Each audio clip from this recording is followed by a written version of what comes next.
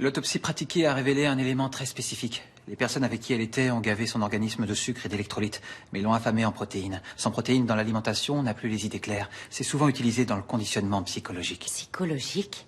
Lavage de cerveau.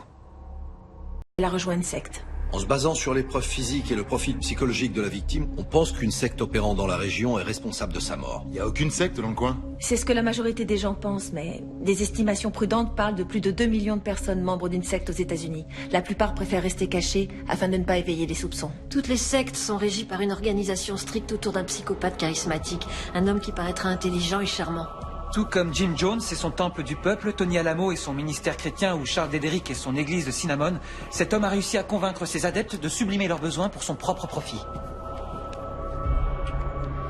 Ça peut aller jusqu'à l'automutilation, voire même le suicide. Il cible des marginaux, des hommes et des femmes qui ont besoin d'aide, comme Sarah Rhodes qui avait besoin de soutien en tant que mère célibataire. D'après nous, son fils Bobby fait toujours partie de la communauté.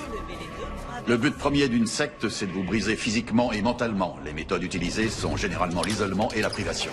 Mais cette secte aurait accéléré ce processus à travers l'expérience de la mort imminente. Ils enferment leurs membres dans une chambre froide pour provoquer une hypothermie et ensuite ils les réaniment. Pourquoi l'hypothermie? La dernière étape du choc induit par le froid, c'est une euphorie entraînant une espèce d'exaltation rêveuse que ressentent les adeptes juste avant de s'endormir. Quand ils reprennent conscience, ils ont l'impression de renaître alors qu'en fait ils ont failli mourir.